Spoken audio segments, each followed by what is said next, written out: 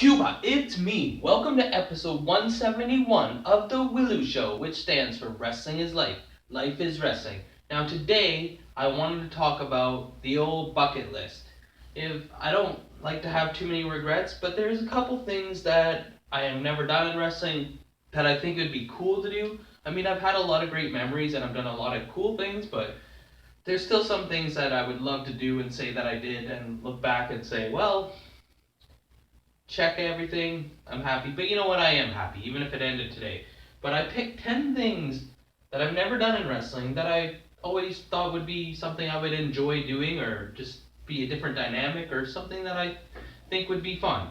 The first thing is, I always thought it'd be interesting to wrestle in one of those six-sided rings with the six turnbuckles. I've never been in one of those, and I always just feel like it would be a different dynamic and it'd be something fun to do and just so many different things that you could do that you don't do in the normal with the four corners. So I always thought that'd be neat.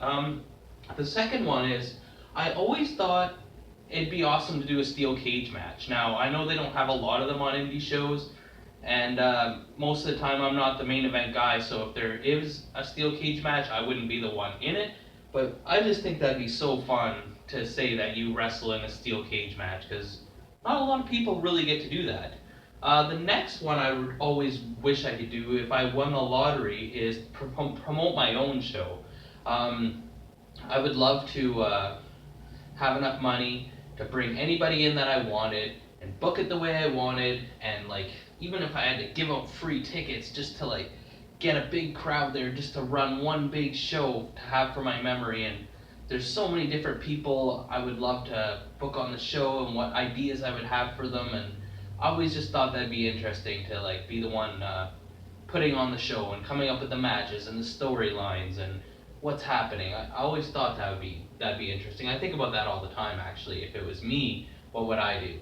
The next thing I always would love to do is I feel like I have a lot of knowledge, maybe not enough that anybody would ever ask me, but I always thought it'd be cool to run a training seminar or like be a guest coach at a wrestling school or have my own wrestling school, but I don't really have the time to open my own wrestling school, and I don't think I have the credibility that others have to open one. But I always feel like I've had a lot of experience of watching a lot of greats and being around other people and being in the business for 17 years that I feel I could just offer a different opinion, and like everyone looks at it a certain way, and that maybe I could just pick out something. Or I mean everybody learns different too, so like maybe I could just say certain thing that would make people think, oh yeah, I never thought of it that way. But I always felt like that would be good to get with some of the young guys and teach them a thing or two. The next one I've never been in a submission match. I have a lot of interesting submission moves I've tried to come up with, but my character doesn't really fit me being a submission wrestler. So if I was in a submission match, then it kind of like give me an excuse to try some of these out that I've been trying. But I always felt like that would be an interesting thing without the pinfalls and just trying to give up. But it's hard to get the fans into a match because most fans find submission moves boring nowadays. But I would always thought I'd like to wrestle a submission match. Another match I never wrestled that I always thought would be interesting would be like a last man standing match where you have to get up before the count of 10. I figured that'd be kind of cool on an indie show because the crowd would be chanting the numbers every time, but then it's not about the big finish. It's about, well, I mean it is, but I mean it's not about the pin or hitting the big finisher move. It's like you can really slow it down because after every move that's big, you get a rest because you're trying to get up by the count of 10. So I've always thought I would like to do one of those.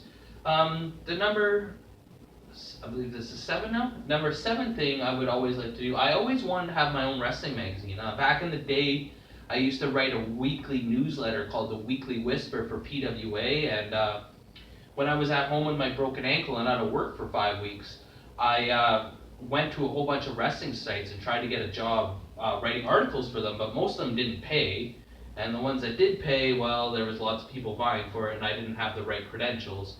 But I've always been really good at writing, and the thing my whole life has been based around is wrestling, so I'd always like to have my own like wrestling magazine or like just write an article or even just like a wrestling. I mean, I like doing the show and talking about it, but I mean, I'm a shy person. I don't like being in front of the camera, so writing is my forte. I wish I could. Maybe I should start like just some kind of wrestling site or something.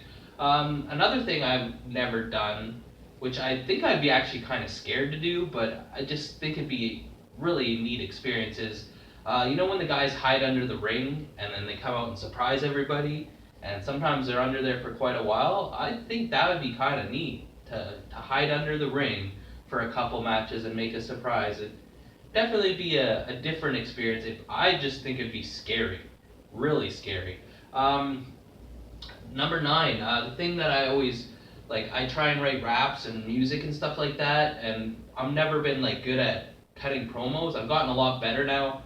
If it's like a taped promo or like, but in front of the live audience. But I always thought how cool it would be to come out rapping my own music, kind of like our truth, but better.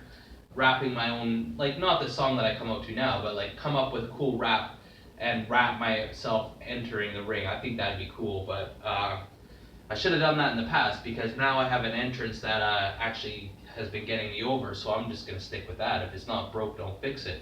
Number 10, I always obviously wanted to be a jobber in WWE. I wanted to be one of those guys that's just on TV, like when Braun Strowman was beating up the guys. Like I would love to just do that one time to say I was in WWF, and just something like you could tell your grandkids about. But like I would love to be the jobber. Let's go jobber. I just think that'd be a neat experience. Just also to see the whole backstage environment and meet some cool people. I always like that. So that's 10. I also got to say I always wanted to meet the Undertaker. If I was like a dying kid, my wish would have been to meet the Undertaker. But that's my 10 bucket list things.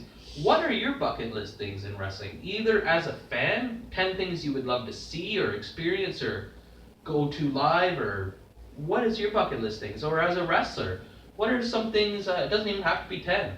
What are things that you haven't accomplished yet or just haven't got a chance to do that you think would be cool that you would like to do? Let me know, because on the Willow Show, like, or you get a leg drop, comment, or you get a clothesline, subscribe, or you get a suplex. I'm your host, Elian Habanero. I love wrestling, Cuba!